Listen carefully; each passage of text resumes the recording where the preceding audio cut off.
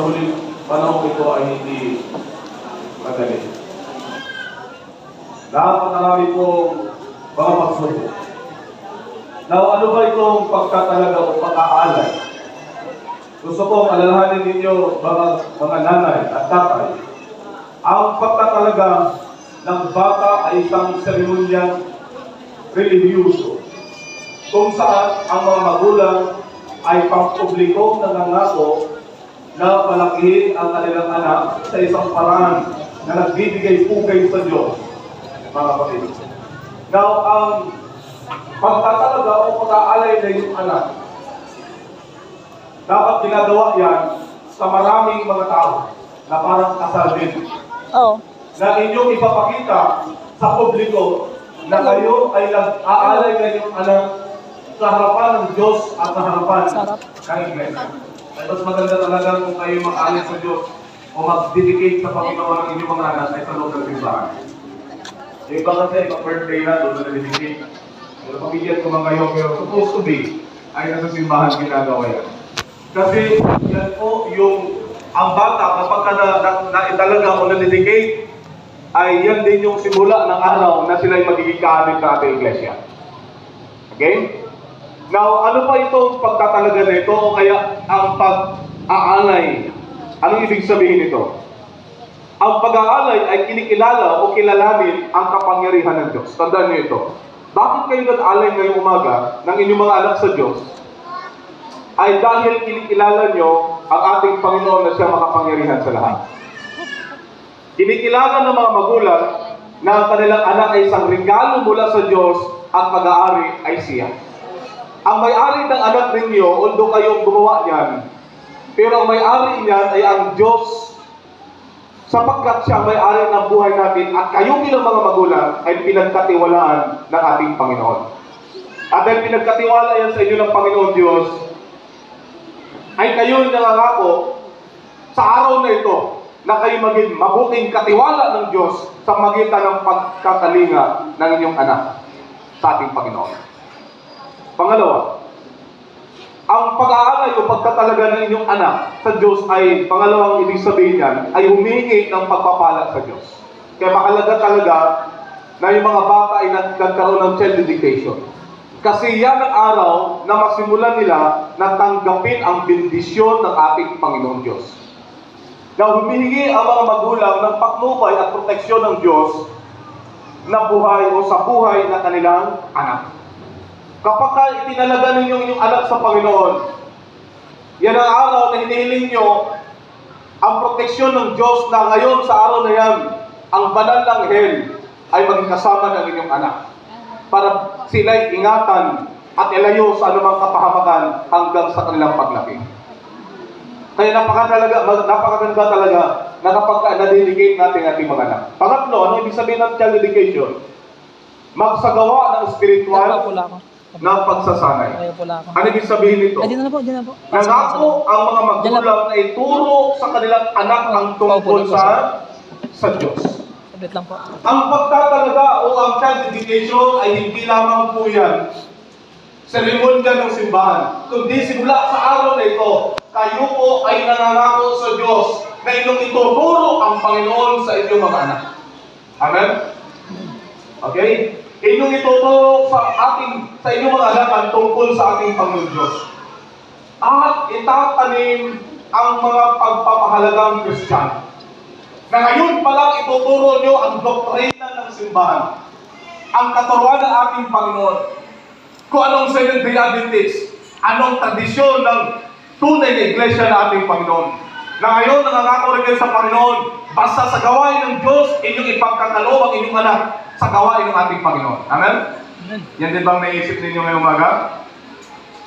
Kapag ka may gawain anak, itinilaganan kita sa Panginoon, basta gawain ng Diyos, nangako ako sa Panginoon, itinalaga kita, susuportahan kita dyan. Ay, paano kung Scorpius pa nga lang magpupunta dyan, para pila. Ay, mabuti naman kayo dito ay suportado sa inyong mga anak. Amen? Kapatid, ito ang ibig sabihin ng pagtatalaga. So, huwag niyong kalimutan ito. Sunod, isama ang komunidad ng simbahan. Ang pagtatalaga ay hindi lang po ang nanay at tatay. po ang buong iglesia, komunidad ng simbahan na nagtatalaga rin ngayon sa oras na ito, na kayo at tayo nangangako na tulungan ng tatay at nanay para palakihin ang kanila pong mga anak sa ayon sa katuruan at sa ayon sa ating Panginoon. Amen? Kaya mamaya sa ating litanya ay meron tayo ipangangako at isusumpa sa ating Panginoon Jesus. Na ang pagiging magulang, ako'y magulang din, hindi rin biro. Ay, sorry, English ito, pero sige lang. Ano ba ang parenting? Parenting is the process of raising a child. Ang pagiging ama at ina ay proseso ito ng pagpapalaki ninyo sa inyong mga anak. At ang pagpapalaki sa anak ay hindi lang pakainin. Ang pagpapalaki sa anak ay dapat sang-ayon sa katuruan ng ating iglesia at ng ating Panginoon. Amen? Huwag kayong matuwa na yung anak ninyo malaki lang. Dapat sila yung lumaki sa katuruan at sa pananampalataya, pagsunod at pagrespeto sa kapwa at pag-ibig natin nila sa ating Panginoon Jesus. Now, providing care. Lahat ng pagkaligay, pagkakalob natin sa kanila. At ensuring they're healthy. Lahat na iniisip natin na malusog na pagkain, ibibigay natin sa kanila. Kaya huwag nyo nang pakainin ng baboy yan, ha? Amen? Ay, mga dintis naman kayo. Amen? Ng hipon. Ng oshi. Kumakain ko yung oshi. Huwag yung kumakainin ng oshi, ha? Kasi itong nasa likod ninyo, hindi yung kumakain ng mga oshi. Amen? Sigurado kayo, ha?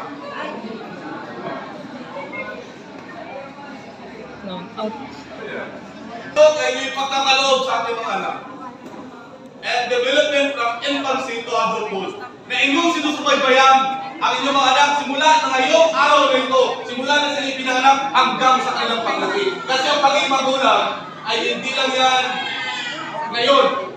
Kundi ang magulang ay hanggang sa kamatayan natin ay magulang pa rin tayo. Kausa kayo sa pag-aaral. Ang Pilipinas ngayon ay malaki ang problema natin pagdating sa crime. Alam niyo ba ngayon ay maraming minor, simula 13 to 18, ay edad ng mga bata ngayon ay sangkot sa krimen. At malaki ang faktor sa tinatawag na juvenile crime. Sa Pilipinas ngayon, ang dami ng kabataan na sangkot sa patayan, pagnanakaw, droga, at marami pang iba. Kaya tandaan nyo, kung gusto natin na mag-build ng panibagong magandang Seventh-day Adventist na pag wala na tayo, mas mainam na bumuo tayo ng ating mga anak sa bagong henerasyon para maging tapat na malingkod ng ating Panginoon. Alam mo, mayroon tayong 52 na mga babautisman, okay yan sila. Pero ang pinaka-the best na maging membro ng simbahan na maging matatag at matibay ay yung sana ang mga anak natin, mga kapatid namin. Kasi araw-araw sa bahay natin, napapaybos na siya niyan. Araw-araw na lektsura natin, bawat sapato dala natin sa simbahan. Na kaya pag wala na tayo, sila ang papalit sa atin, kapatid. Yan dapat ang focus sa ating simbahan. Kasi yung bautismo, ay ilang araw na natin sila pinagbalsatihan. May mga faktor din yun. Pero sa ating mga anak, ito sana maging nakatagaan natin iglesia. Alam mo, mga kabataan ay may mga risk. Ano yun? Sexual abuses. Mga bata pa lang ay sangkot na sa sexual abuse. Mga bata na ito, 13 years from now, ay magka-boyfriend na yan at mga girlfriend. Okay na sa inyo yan? Mag-inlove yan. Na baka magtago-tago na rin minsan, di ba? Pero ngayon, turuan talaga sila ng tama, kapatid. Ano pa dito? Physical abuse. Baka yung alam natin mapasok sa mga fraternity. Mag-riot-riot, mapasok sa mga sorority. At doon ay magkaroon ng kaguluhan. At magkaroon ng sakitan, mga kapatid. Neglect or abandonment. So, ang isa pang problema kung bakit ang ating kabataan ay nagiging risko ngayon ay kulang din ang mga magulang ng kaalaman sa pagpapalaki ng kanilang mga bata. Alam mo kasi hindi talaga biro maging ama. Kung sa dami ko alam na lecture, pero pagdating ko sa realidad, iba. at iba ang nangyayari sa realidad, kapatid. Pero sinisikap ko ngayon, habang maliit ko yung anak ko, yung obedience and respect ay napakahalaga. Ay pag sinabi ko hindi talaga, oo talaga. Pilit na lang. Pag sinunod mo may follow o susunod ka sa akin. I will not give up sa alam kong mali sa aking anak. Ano kapatid? Bahala na siya masaktan, basta hindi ko ipapaalam sa kanya o hindi ko papayagan gawin niya ang mali. Kasi ang style ng mga parenting ngayon, iba. Respetuhin mo ang naramdaman na yung anak kasi kawawa. Ay, intindihan mo lang din naman yan. Pero tandaan yung bahalang araw, ikaw lang ang hindi sa kanya kahit mali pa ang kanyang ginagawa. Pero ngayon habang mali pa sila, kaya pa nila mag-intindi sa atin, kapatid. Kasi bahalang araw, hindi nila sila mag-intindi sa atin pag malaki na, tama? Ay mangyari. Mahirap silang pasundin. Pero ngayon habang bata pa sila ang mag-give up sa atin, silang susubo sa atin, huwag tayo susubo sa kanila. Kasi tayo ang nakakalam ng tama, yung ating mga anak, hindi alam ang tama mali, tama? So dahil hindi nila alam ang tama mali, tapos susubukan natin sila. Give up tayo, kahit alam na natin mali, ibigay pa rin natin sa kanila. Yan ang mangyayari.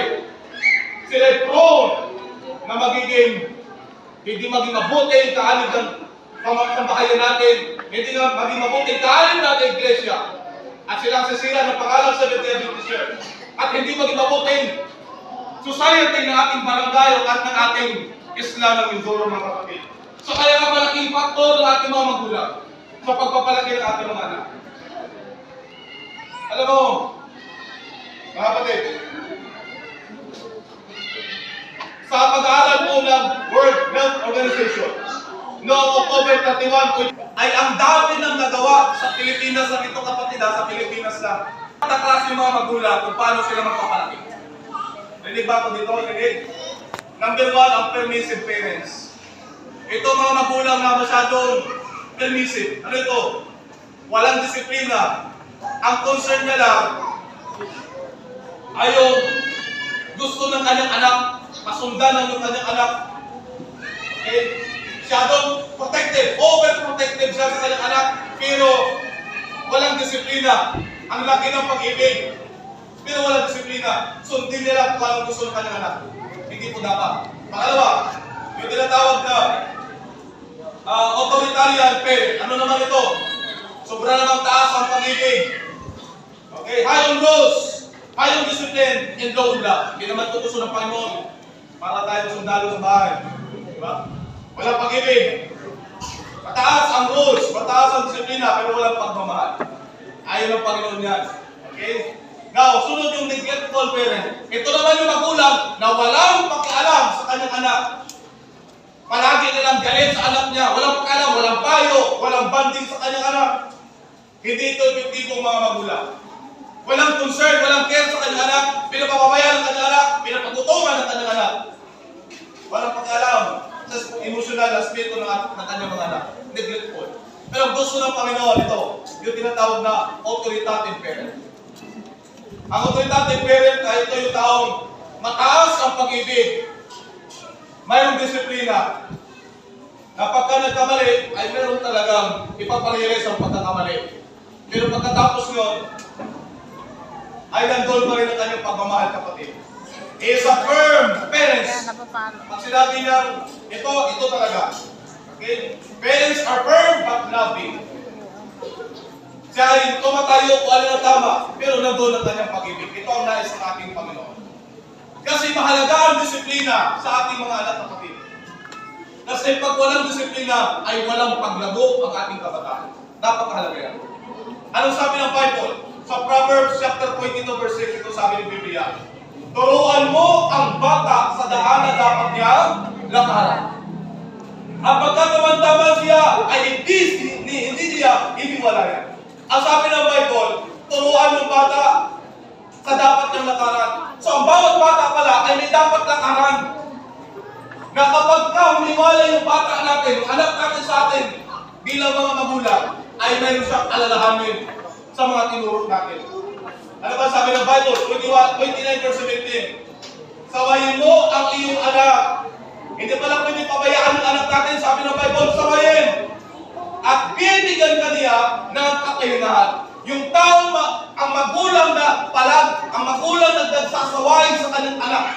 Na sinasabi sa kanyang anak kung anong dapat mali. Ang sabi ng Biblia, sabi ni Solomon, yun yung magulang na balang araw ay maging maginhawa. Amen? Kasi nasaway eh. At ang sabi ng Biblia, bibigyan niya ng kaluguran ang iyong kaluguran. Kaya sarap talaga pag yung bata ay nasaway. Kaya ang anak ko sobrang galing kumanta ng religiosong. Hindi yan ang layunin ng Diyos. Matuwa ka. Hindi ka matuwa ng anak mo yung magaling kumanta ng word song. Matuwa ka na yung anak mo yung kumakanta ng mga makalangit na mga kantahin. Amen? Kasi sabi ng Bible, bibigyan ka ng kaluguran. Bigyan ka ng kaginawahan mga kapatid. Yan ang nais sa ating Panginoon. Bago magtapos, magalitan nyo lang sana tayo. Ang sabi ni Sister White sa November 13, 1903, paragraph 7 ng Sign of the Times, tayo mo sa mga magulang. Disobedience and rebellion must be punished.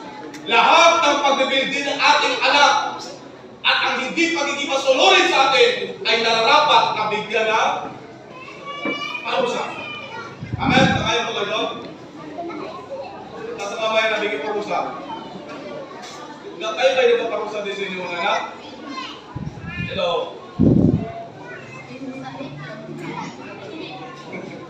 Alam mo, spanking is biblical. Walang problema magparusa, huwag mo lang patayin yung anak ninyo. At least na-realize niya na mali ang kanyang ginawa. Baka naman kasi magparusa kayo, gusto nyo ano, maanak ka talaga kay tatay mo ka! Kaya anak ko, ganyan na. Tapos pag nakita ng anak ko, huwag na yung anak ko. Tapos magsisi ka, tapos napalo, magsisi ka. Iyak ka na naman. Kung pumalo kayo, kulkul. Kapatid, huwag naman yung kakamatay na ng anak ninyo. Kasi ang Panginoon ay nagpapanis din ng Diyos. Tama? Hello? Bakit siya nagpapanis? Bakit siya nagbibigay ng disiplina? Kasi mahal tayo ng ating Panginoon.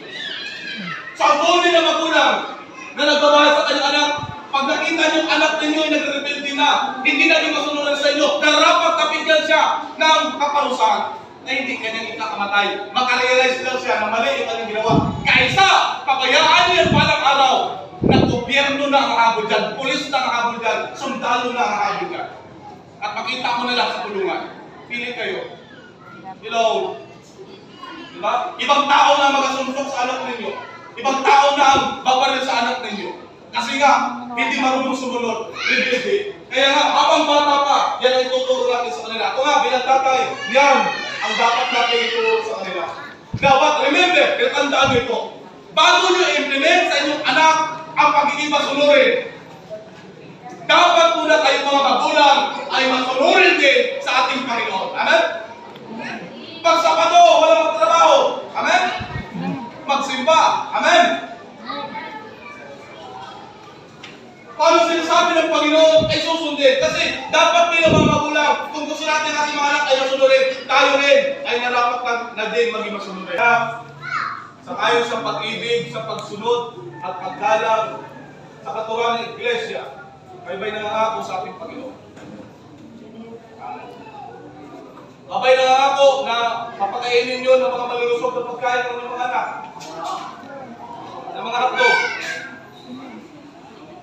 Hindi naman. Mga chicheria. Hindi naman. Malusog na pagkain. Para pag yung anak ay, parang anyong mga anak ay hindi magkasakit. Kailangan malusog. Kasi pag nagkasakit yung anak natin, lahat ibibinta ng nanay at tatay para mabuhay lang ang kanyang anak. Tama? Lahat gagawin ng magulang. Dahil mahal yung inyong anak, para lang mabuhay yung anak ay maghihirap ng kasakit. Parang tatay at nanay walang mamatay pag nagkasakit ang anak ko naman. Hindi na makatulog. Kaya nga kayo mga ako ba? Napapakainin nyo na malulusog ng pagkain ng mga anak. Kayo ba yung nangako na simula sa araw na yun, na ito, kahit kayo yung mga anak, kakantahan nyo sila na makalangit na kantahin. Bigyan nyo sila ng mga Bible story, turuan nyo sila ng mga kwento sa Biblia. At kayo pa lang, ay hindi mga pinapangako na sila ay ipasampok ninyo sa gawain ng ating Panginoon. Pagkat kinakailangan. Ay ba nangangako mga kapatid? Amen. mga kapatiran sa iglesia. Amen. Sarap pala mga sigulang mikrofon, no? Ito na, maglitanya na tayo bago tayo mag-pray. Ang magulang niya, ang pagsilang ng pangalan ng sanggol ay isang okasyon upang ipagdiwang at pagninayan ang kabutihan ng Diyos. Mga magulang, anong inyong maging tugon? Kamay na. Sabay-sabay kayo, Beth. Kami. Amen. Inuutos ng kasulatan sa inyo bilang mga magulang na ituro sa inyong anak ang tungkol sa Panginoong Jesucristo. Tanging sa ganitong paraan, sila ay magiging sapat na handa para sa mga hamon ng buhay at sapat na mga handa upang salubungin ang Panginoon kapag siya ay bumalik. Ngunit ang espiritual na kapanganakan ng inyong anak ay hindi makakamit sa pamamagitan lamang ng pagsasabi sa kanya tungkol kay Jesus. Ito ay ang mga salita ng inyong bibig na pinagsama ng maliwanag na prosesya ng banal na espiritu sa iyong sariling buhay na epektibong makapagdadala ng mensahe ng pag-ibig at kapangyarihan na nagliligtas ng Diyos sa iyong anak. Ang pagsilang ng iyong mga anak ay dapat magbigay inspirasyon sa inyo na mas malaking determinasyon na hayaan si Kristo na magliwanag sa pamamagitan ninyo, sa pamamagitan ng pagiging mas sinadya sa inyong pagsusumikap para sa kabanalan at kadakilaan ng ating Diyos sa inyong tahanan. Mga magulang, ano inyong tugon? Masaya ba kayo sa inyong mga anak? Amen? Amen. Sabi dito. Hallelujah. Bilang isang simbahan, tayo ay bahagi ng pamilya ng Diyos. Bilang isang pamilya, kailangan natin makipagtulungan sa mga magulang na ito sa kanilang mga pagsisikap na ipakita si Kristo sa kanilang mga anak. Tayo ba ay mga tagamasid lamang? O tayo ba ay tutugon sa hamon na maging mga kapatid kay Kristo at ipakita mga katangiang maka-Diyos at sa gayon ay magbigay ng pagkaugnay-ugnay sa kung ano ang itinuro sa tahanan at kung ano nakikita sa simbahan. Kongregasyon, ano ang inyong tugon? Amen. Last, bilang isang pamilya, kailangan din tayong maging handang panagutan ang isa't isa at harapin ang isa't isa kapag may pagkakamaling nagawa upang mapanatili ang katalisayan at integridad ng ating mga pangako. Narinig ninyo sa pangalan ng magulang, sa mga magulang nito, na ipahayag ang kanilang pangako na mas mataas na ang taas ng pagkakapareho kay Kristo para sa kapakanan sa kanilang mga sanggol. Aaminin ba ninyo ngayon ang kanilang pangako at ipakita ang inyong kagustuhan at tulungan sila ito pa rin ang kanilang pangako? Mga kapatid, anong inyong tugon? Akin po hinihilingan na makot. Diyan po. Tapatan po ninyo ang inyong po ang mga bata. Bago natin ibigay ang certificate sa mga bata. Pastor, atin pong hilingan si Pastor Gagarin. Siya mag-pray.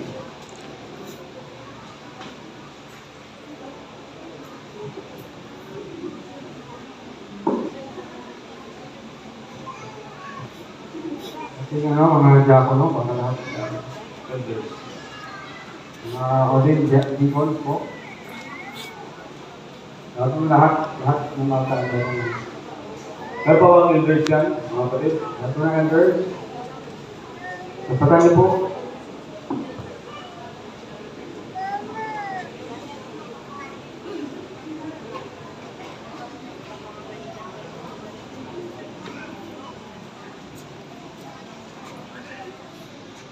Dapat may isang bata.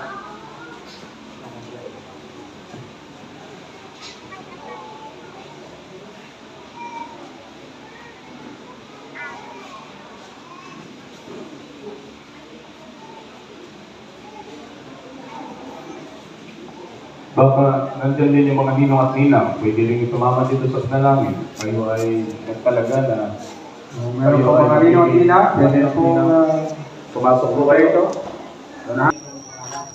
Uy, doon ako sa harap mga ninong at ninang. pangalan. po eh. Sino ba binanggit mo doon, Jess? Sino ba nakalista doon? Para walang takbuhan to, may pruweba ako. Walang takbuhan to. Oo, dyan, oo.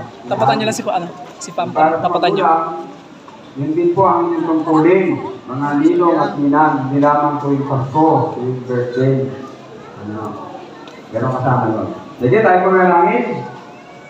Pagdating sa punto na marinig po ninyong bilang ministro, panananay, kakabilin niyo po, bibigyan niyo po sa mga elder, kaya po itataas ang inyong anak. Kakila po namin Diyos, makapangyarihan po sa lahat. Maraming salamat sapagkat inyo pong pinagpala ang bahay, bata ng aming pong mga kapatid na mga bahay ito.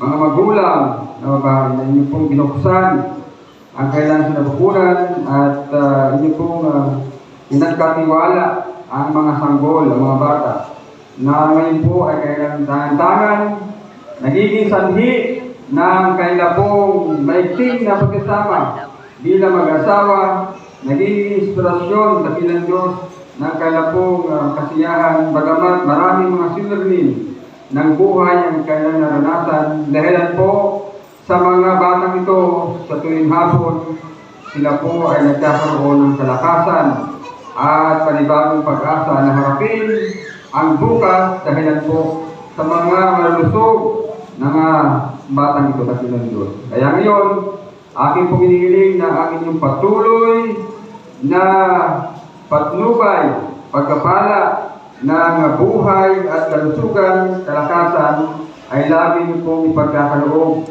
sa amin pong mga murang kaisipang ito ng mga bata na niyo pong pinagkatiwala sa bawat isa sa kanila. Katulad po na kaya pong pinanggap na mensahe buhat sa aming buting pastor, kaya pong pagsikapan na ito po ay kailang gagawin upang ang mga batang ito sa kaya pong pagdating sa kailang pusuhang gulang ay magiging kagaya nila na magtatapat at magkakaroon ng maayos na pamumuhay, kaisipan, paglilingkod at pananampalataya sa inyo. Ilalala niyo po ang mga batang ito sa anumang malubhang karamdaman, mga sakit at ilang mga bagay, mga karanasan ng buhay, nagpapalungkot bilang mga magulang. Mana pa sa kanilang pagkahak ng daan ng katimuran, inyo pong nanasaan na ng Diyos na sila'y magtamo ng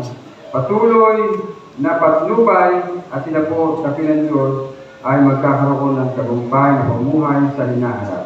At higit lahat, kakila po namin Diyos, ang mga batang ito ay madala ng kailang mga magulang doon sa langit na bayan na kung saan wala ng palungkutan, wala ng karamdaman, wala ng paghihiwalay, at wala ng kamatayan, kasama po ng lahat ng kanilang mga kapatid, lahat ng kanilang mga anak na inyo pong pinagkatiwala sa kanilang buong sambahayan.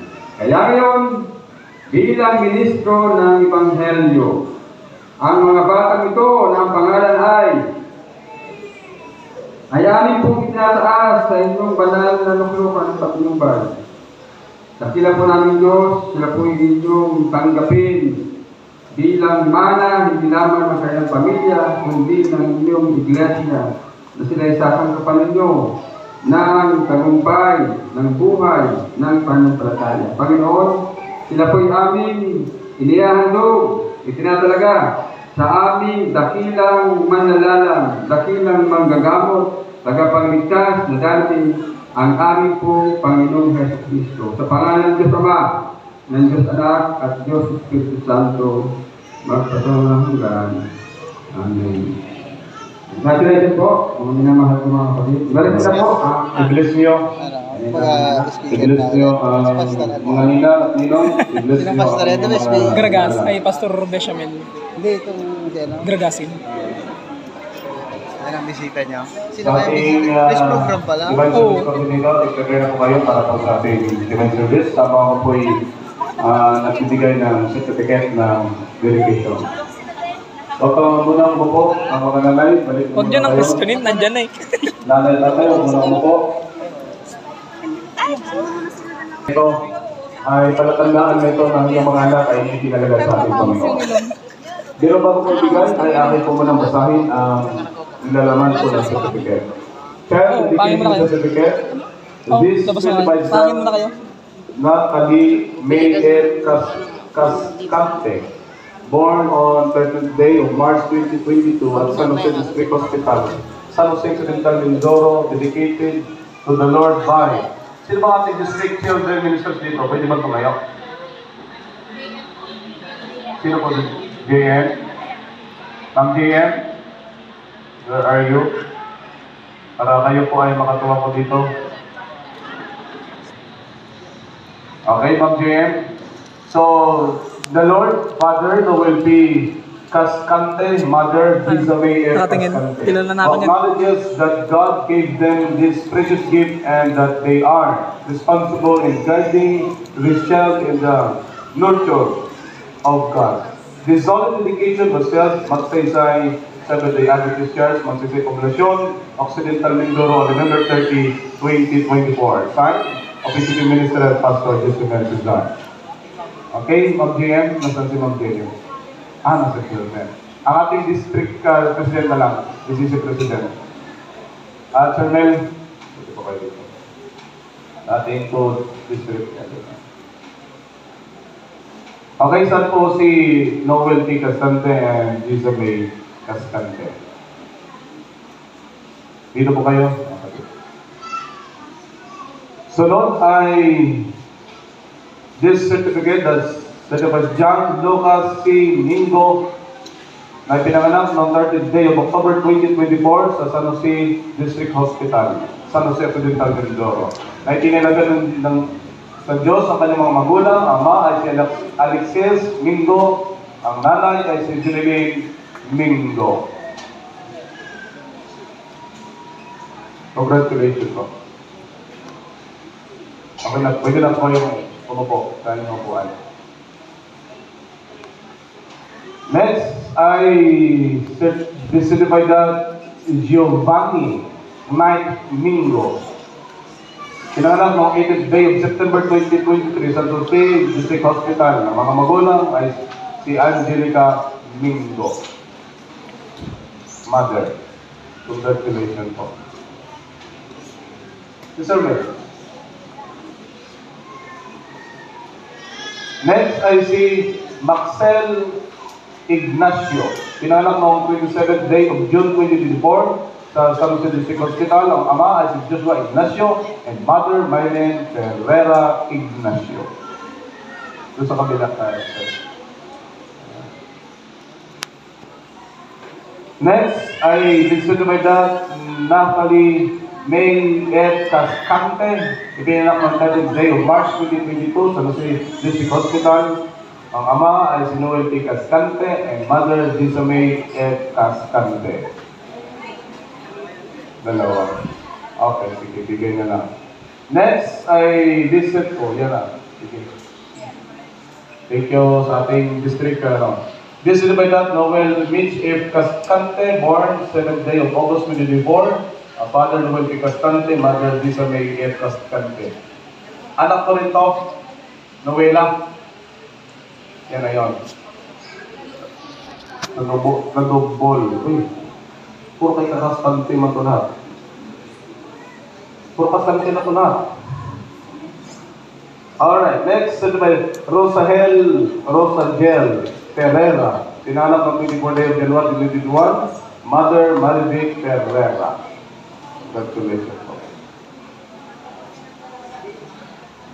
Next, Zyril Celestre Sadam. Pinanganak on 20th day of October 2023 at gifted birthing home. Magsaysay Occidental Mindoro. Ang ama ay si Elizar Sadam and ang mother ay si Fliriayan Celestre Sadam. Wow.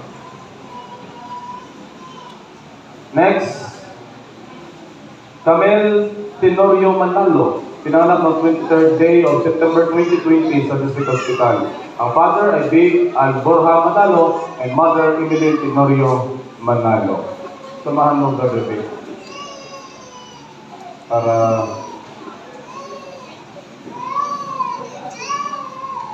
next, certified that Roy Tello Barona de la Vega, pinanap on 23rd day of July 2024 sa San Jose Hospital. At nilagyan ng Diyos na